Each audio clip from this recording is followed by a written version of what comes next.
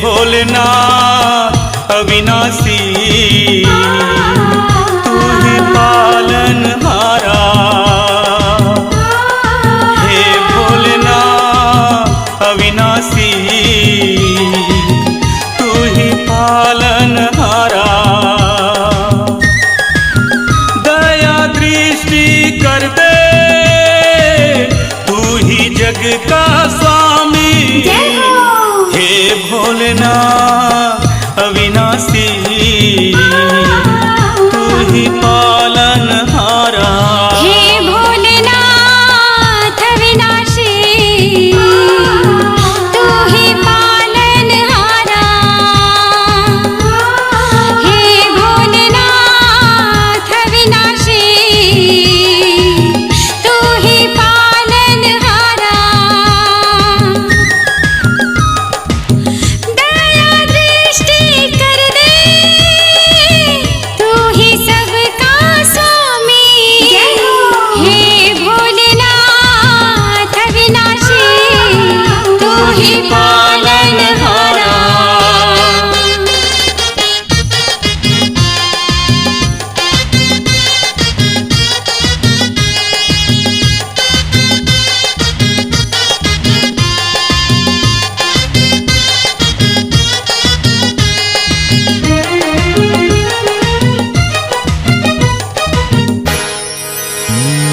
नंदी के सवारी है तो भांग के नशा है तोला।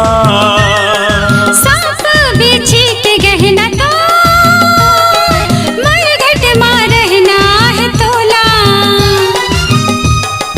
फिर भी तह देव देव माँ महादेव जग माँ पूजा होते तो। हे भोलेनाथ अविनाशी तू ही पालनहारा।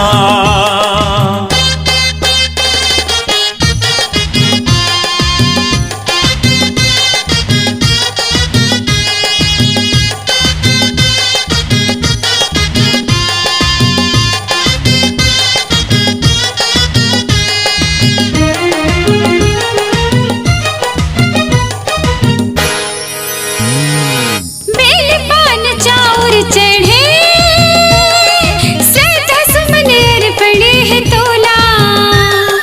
कालों के हो महाकाल सत सत नमन है तोला।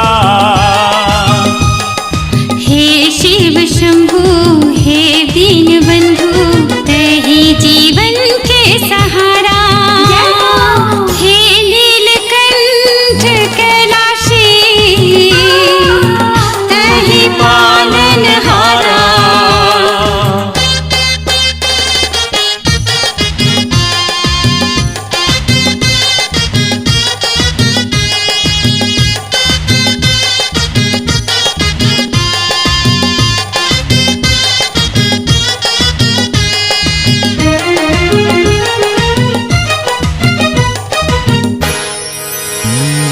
अंग माँ भभूत रमे तो माथा माँ तुझ के चंदा। डमरू त्रिशूल धरना जटा माहे तोर गंगा। तही जग करता है तही जग हरता है तही तो सबके सहारा। हे विश्वनाथ अविनाशी तू ही पालनहारा। हे विश्वनाथ कैलाशी तू ही पालनहारा। दया दृष्टि कर दे तू ही सबका स्वामी। हे भोलेनाथ अविनाशी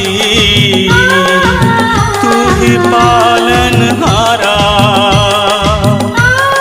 हे भोलेनाथ अविनाशी